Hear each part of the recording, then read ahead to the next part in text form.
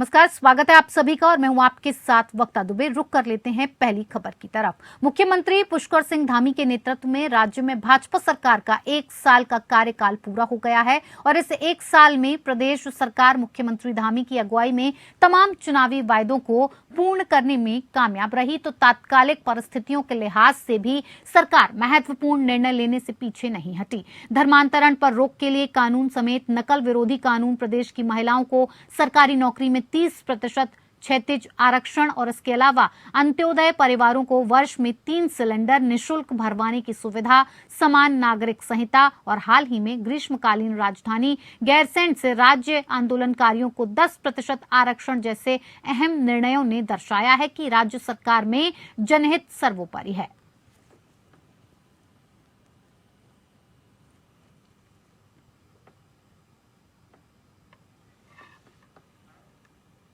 मुख्यमंत्री पुष्कर सिंह धामी सरकार का आज 1 साल का कार्यकाल पूरा हो गया है। 1 साल के कार्यकाल में सरकार के सामने कई चुनौतियां थीं, तो राज्य सरकार ने कई बड़े निर्णय लेकर भी वर्षों पुरानी समस्याओं को दूर कर दिया।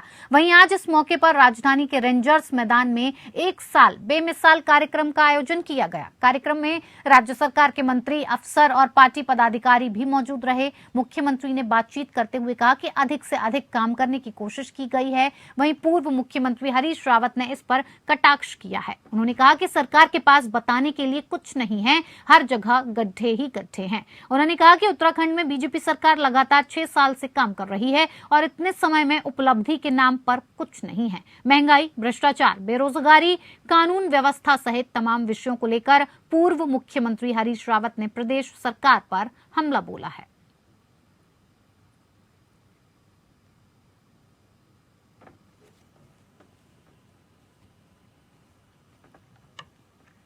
धामी सरकार के 1 साल पूरे होने पर सरकार सभी जिलों में 1 साल नई मिसाल कार्यक्रम आयोजित कर रही है। हरिद्वार के ऋषिकुल ऑडिटोरियम में आयोजित हुए कार्यक्रम में जिले के प्रभारी मंत्री सतपाल महाराज, हरिद्वार सांसद डॉक्टर रमेश पोखरियाल निशंक, जिला प्रशासन के सभी अधिकारियों समेत बड़ी संख्या में लोग शामिल हुए। 1 साल नई मिसाल कार्यक्रम के तहत कई महिला स्वयं सहायता समूह ने अपने उत्पादों की प्रदर्शनी लगाई। इस दौरान विभिन्न क्षेत्रों में अच्छा कार्य करने वाले कई लोगों को मंच पर सम्मानित भी किया गया। मंत्री सतपाल महाराज ने कहा कि 1 साल बेमिसाल में सरकार ने कई उपलब्धियां हासिल की हैं। बीते 1 साल में हरिद्वार जिले में भी कई अभूतपूर्व काम हुए हैं।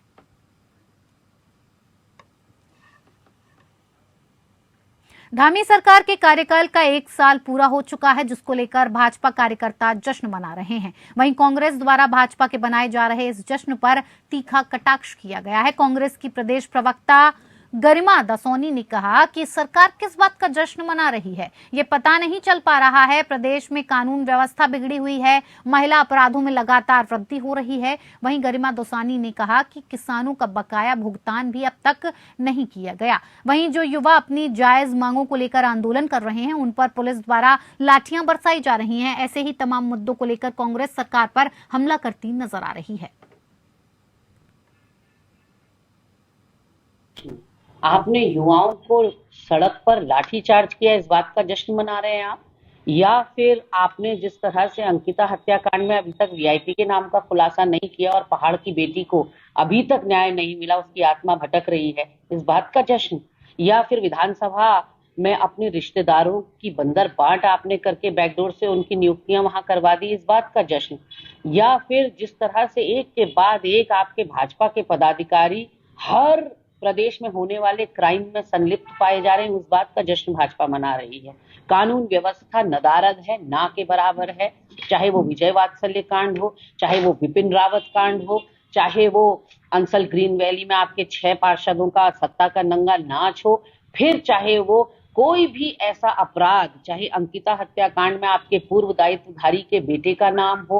वहीं आप देख रहे हैं कि भर्ती घोटाले जो एक के बाद एक हो रहे हैं प्रदेश के अंदर, जिससे प्रदेश की किरकिरी हो रही है, उसमें आपके संजय धारीवाल, नितिन चौहान, हाकम सिंह जैसे लोगों की संलिप्तता पाई जा रही हो। वहीं कहीं ना कहीं जॉली ग्रांट हवाई अड्डे को आप जो है शंकराचार्य के नाम पर ना करके अटल बिहारी जी के नाम पर करना चाहते हैं, इस बात का जश्न आप मनाना चाहते हैं। आपने प्रदेश में होली में तो सिलेंडर महंगा करके सौगात दी और नवरात्रों में आपने शराब सस्ती कर दी और पानी को महंगा कर दिया, इस बात का आप जश्न मनाना चाहते हैं।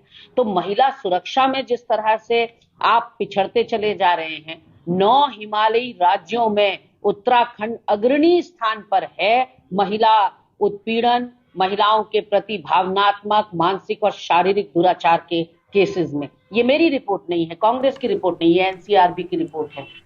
चंपावत के सुप्रसिद्ध मां पूर्णागिरी धाम में एक अनियंत्रित बस ने कई लोगों को कुचल दिया। हादसे में 5 यात्रियों की मौत हो गई और कई लोग घायल हो गए। मेला क्षेत्र में स्थापित बस स्टेशन पर ही मेले में सवारी ढोने वाली यात्री बस के ब्रेक का प्रेशर फेल होने के कारण अनियंत्रित बस ने तीर्थ यात्रियों को कुचल दिया। इस दुर्घटना में 5 तीर्थ यात्रियों की मौके पर ही मौत हो गई, वहीं करीब 6 लोग घायल हो गए।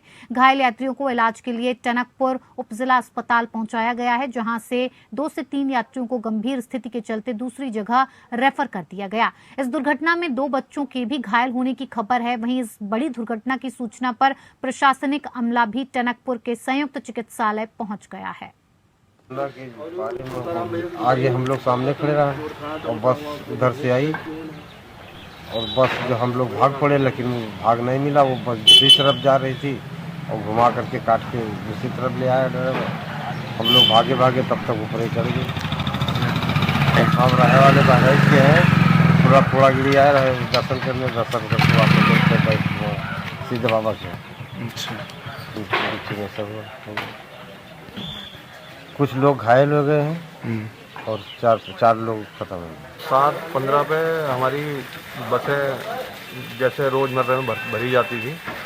जब बस भर के चली वहाँ से, तो नंबर वाली जो पीछे वाली बस थी, वो जब नंबर पे लगने के लिए आई तो गाड़ी के प्रेशर लीक हो गया, इस वजह से गाड़ी अनियंत्रित होकर के और पैसेंजरों के ऊपर चढ़ गई। इसमें हमें बड़ा दुख है और अपनी तरफ से जो भी भरपूर कोशिश हमसे हो सकेगी उतना हम इन लोगों के साथ करने की कोशिश कर रहे हैं। एम्बुलेंस वगैरह हमने बुला दी है। वहीं पूर्णागिरी के मेले में 5 श्रद्धालुओं की दर्दनाक मौत और 7 गंभीर घायलों के बारे में जानकारी सामने आई है। अब प्रशासन द्वारा घायलों और मृतकों की सूची प्रशासन द्वारा जारी कर दी गई है। दुर्घटना के मामले में उप जिला चिकित्सालय टनकपुर के सीएमएस डॉक्टर घनश्याम तिवारी ने बताया कि सुबह 3 मृतकों और 9 घायलों को अस्पताल लाया गया था। 7 घायलों का उपचार जारी है। वहीं मृतकों के शवों का पंचनामा भरकर पोस्टमार्टम की कार्रवाई की जा रही है। सभी मृतक पश्चिमी यूपी के रहने वाले थे। वहीं सभी घायल भी यहीं के रहने वाले हैं।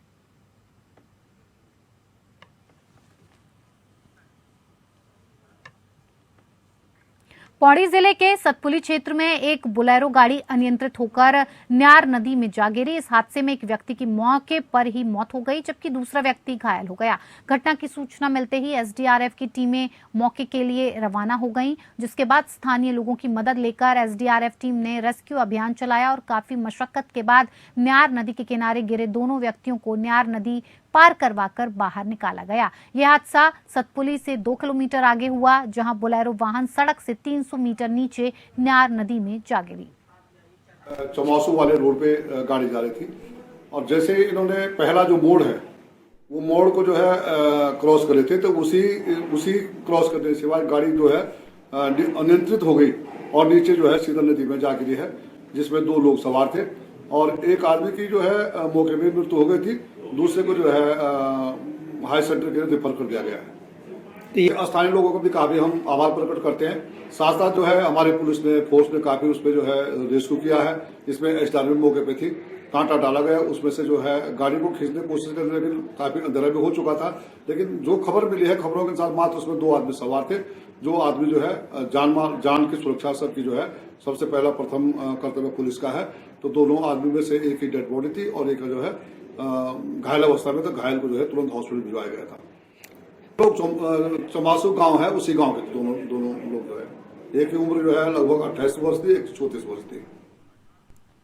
फर्जी वेबसाइट बनाकर लोगों को फ्रेंचाइजी दिलाने के नाम पर धोखाधड़ी करने वाले गैंग का पुलिस ने पर्दाफाश किया है। गिरोह के 4 सदस्यों को एसटीएफ की साइबर क्राइम पुलिस ने पटना से गिरफ्तार किया। विभिन्न राज्यों में नामी गिरामी कंपनियों की फर्जी वेबसाइट के माध्यम से गिरोह द्वारा लाखों की ठगी की जा रही थी। एसटीएफ ने करीब 35 लाख की ठगी का भंडाफोड़ किया है। एसएसपी एसटीएफ आयुष अग्रवाल ने प्रेस वार्ता कर इसकी जानकारी दी। ये ठग नामी गिरामी कंपनियों की फ्रेंचाइजी दिलाने का झांसा देकर विभिन्न राज्यों में धोखाधड़ी कर रहे थे।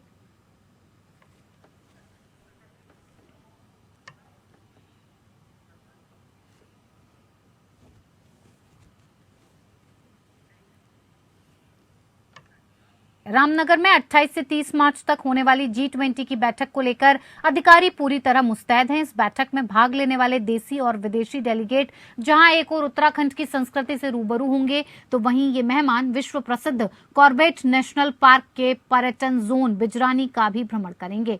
30 मार्च को सुबह में उनकी होने वाली टूर को लेकर तैयारियां शुरू कर दी गई हैं। पार्क के वार्डन अमित गुआसा कोटी ने बताया कि बिजरानी जोन में भ्रमण को लेकर मेहमानों की सुरक्षा को लेकर कर्मचारियों को तैनात किया जाएगा।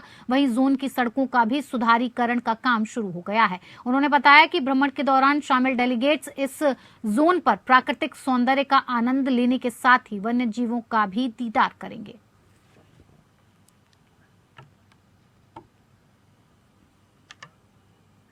उत्तराखंड विद्युत विभाग क्षेत्र में कई स्थानों पर शिविर लगाकर उपभोक्ता बिलों की गड़बड़ी सुधारने के लिए शिविर का आयोजन किया जा रहा है। साथ ही क्षेत्र में विद्युत उपभोक्ताओं के बकायेदारों से बकाया धन वसूली अभियान चलाया जा रहा है। जिस उपभोक्ताओं के द्वारा बकाया राशि जमा नहीं की जा रही है, उन उपभोक्ताओं का कनेक्शन काट दिया जाता है। इस दौरान जेई मेहताब अली ने कहा कि शिविर का उद्देश्य है उपभोक्ताओं के बिलों में गड़बड़ी को सुधारना। इसके अलावा विद्युत विभाग ने उपभोक्ताओं के बकाया बिलों को वसूलने के लिए सख्त कदम उठाया गया है। जो भी शिविर में आकर बकाया जमा नहीं कर रहा है, उन उपभोक्ताओं का कनेक्शन काट दिया जा रहा है और यहां अभियान लंबे समय तक चलता रहेगा।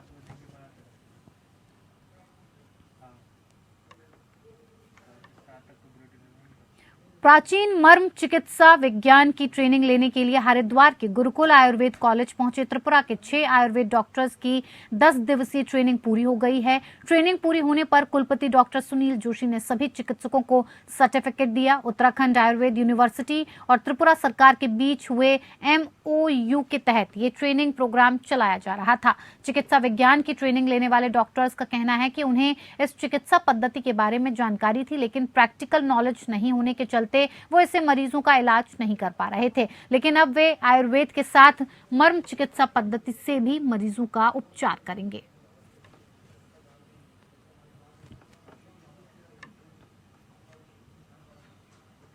इधर देहरादून में नगर निगम द्वारा अब शहर के वार्ड्स में जो यूजर चार्जेस वसूली किए जाते थे, उनमें संशोधन देखने को मिला है। निगम द्वारा वसूली किए जा रहे यूजर चार्जेस में बढ़ोतरी भी देखने को मिल रही है। बीते कुछ दिनों में निगम को ऐसी शिकायतें प्राप्त हो रही थी कि कुछ लोग गैर कानूनी ढंग से पर्चियां बनाकर शहर के विभिन्न हिस्सों से इसे वसूल कर रहे हैं, जिसका संज्ञान लेते हुए निगम ने ये फैसला लिया कि अब यूजर चार्जेस केवल POS मशीन के माध्यम से ही वसूले जाएंगे। अब सभी प्रकार की कमर्शियल चीजों में जैसे होटल, दुकानों, स्कूल, फैक्ट्रियों से यूजर चार्ज POS के माध्यम से ही वसूला जाएगा या फिर डिजिटल पेमेंट या चेक से भुगतान करके भी यूजर चार्ज दिया जा सकता है। वहीं आवासीय भवनों से यूजर चार्ज कैश में भुगतान लेकर वसूल किया जा सकता है, लेकिन उसका बिल भी POS मशीन के माध्यम से ही बनाया जाएगा। निगम ने यह फैसला यूजर चार्जेस में हो रही धोखाधड़ी को लेकर लिया है। आपको बता दें कि 1 अप्रैल से निगम का यह आदेश धरातल पर नजर आ सकेगा।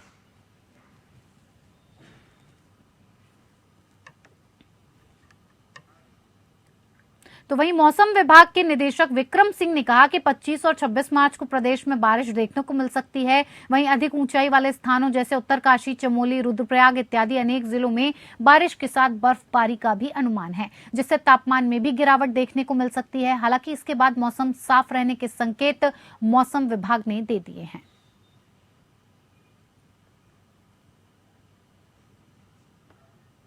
गैंगस्टर और इनामियों की गिरफ्तारी के लिए राज्य में विशेष अभियान चल रहा है। बीते कुछ महीनों में पुलिस ने 71 गैंगस्टर के आरोपियों की करीब 52 करोड़ की प्रॉपर्टी अटैच करने के लिए जिलाधिकारियों को रिपोर्ट भेजी है। साथ ही इन कार्रवाइयों की समीक्षा हुई तो कई थाने फिसड्डी साबित हो गए। पुलिस मुख्यालय की ओर इनकी रिपोर्ट जिलों के कप्तानों को भेजी जा रही है। गैंगस्टर एक्ट के तहत 70 और मामले में डिस्ट्रिक्ट पुलिस ने डिस्ट्रिक्ट मजिस्ट्रेट को रिपोर्ट भेजे है। वो प्रॉपर्टीज आइडेंटिफाइड हुआ है जो क्रिमिनल एक्टिविटीज के तहत अर्जित की ये संपत्तियां आइडेंटिफाइड है। उनको जब्त करके कुर्की करके कार्रवाई करने के लिए भेजा हुआ है। अबाउट 71 उस पे 2 मामले उधम सिंह नगर में हो गया, अटैचमेंट भी हो गया है। ये डेटा है 28 फरवरी तक का, पिछले महीने एंड तक का। अभी भी जारी है क्योंकि ये कंटिन्यूअस प्रोसेस है। इसी में हमने रिव्यू भी किया है।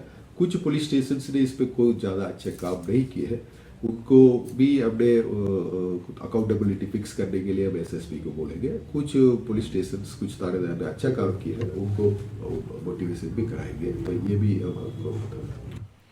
रामनगर कोतवाली पुलिस ने लूट के मामले में 4 आरोपियों को गिरफ्तार किया है। बुधवार को रामनगर में मुख्य बाजार से गुजर रहे एक व्यक्ति का बैग छीनकर लुटेरे फरार हो गए थे। बैग में ATM कार्ड के अलावा अन्य कागजात भी मौजूद थे। घटना की जानकारी मिलने पर पुलिस ने आरोपियों के खिलाफ मुकदमा दर्ज कर उनकी तलाश शुरू कर दी है। कोतवाली के SSI अनीस अहमद के नेतृत्व में गठित पुलिस टीम ने 4 आरोपियों को गिरफ्तार कर उनके कब्जे से लूटा गया बैग और बैग में रखी सभी सामग्री के अलावा ATM से निकाली गई 5,000 रुपए की धनराशि भी बरामद कर ली है। आरोपियों के खिलाफ संबंधित धाराओं के तहत मुकदमा दर्ज कर उन्हें कोर्ट में पेश करने की कार्रवाई की जा रही है।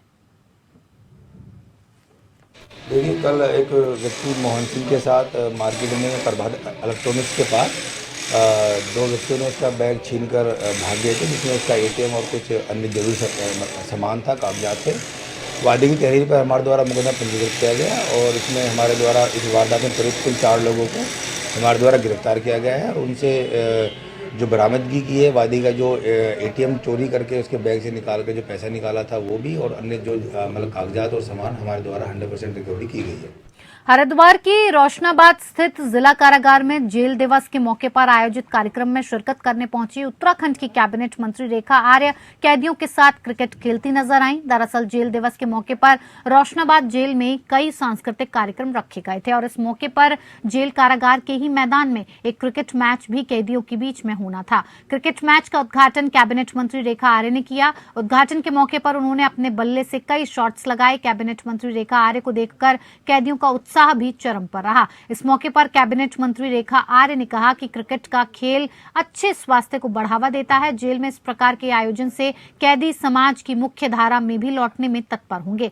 कैबिनेट मंत्री रेखा आर्य ने जिला कारागार में कैदियों द्वारा किए जा रहे कई व्यावसायिक कार्यों का भी निरीक्षण किया। इस मौके पर कई महिला कैदियों ने कैबिनेट मंत्री रेखा आर्य को ज्ञापन सौंपा। महिला कैदियों को उचित कार्रवाई का आश्वासन दिया है। ये निश्चित रूप से बहुत अच्छा लगा और बहुत अच्छा अनुभव रहा। आज हमारे बैरिक 3, 4, 5, 6 के अलग अलग 2 टीमें यहाँ पर बनाएंगी और दोनों टीमें जो है आज क्रिकेट खेल रही हैं, उस प्रतियोगिता में प्रतिभाग कर रही हैं और मुझे भी एक उसकी शुरुआत करने का मौका मिला। निश्चित रूप से बहुत सुखद अनुभव है और खेल तो निश्चित रूप से हिस्सा होना चाहिए, उसमें कोई बहुत पैसा खर्च भी नहीं होता। वो अपने आप में शारीरिक बलता के लिए भी ज़रूरी है और स्वस्थ रहने के लिए भी ज़रूरी है। मैडम, नवरात्र चल रहे हैं और आज पहला नवरात्र है, आपसे महिला कैदियों ने कुछ मुलाकात की, अपनी समस्या बताई, तो क्या है? देखिए, महिला कैदियों ने अपनी बातें जो यहाँ पर रखी है, वैसे तो जो यहाँ के अधीक्षक हैं उन्होंने सारा विषय रख दिया था। थोड़ा सा एक सामाजिक कार्य करती है, उन्होंने कहा कि जल्दी से जल्दी उनकी हियरिंग जो है वो होया करे। निश्चित रूप से वो सब हमारे हाथ में नहीं, लेकिन कोर्ट से हम लोग रिक्वेस्ट कर सकते। चलिए, उत्तराखंड बुलेटिन में मेरे साथ फिलहाल इतना ही। मुझे दीजिए इजाजत। नमस्कार।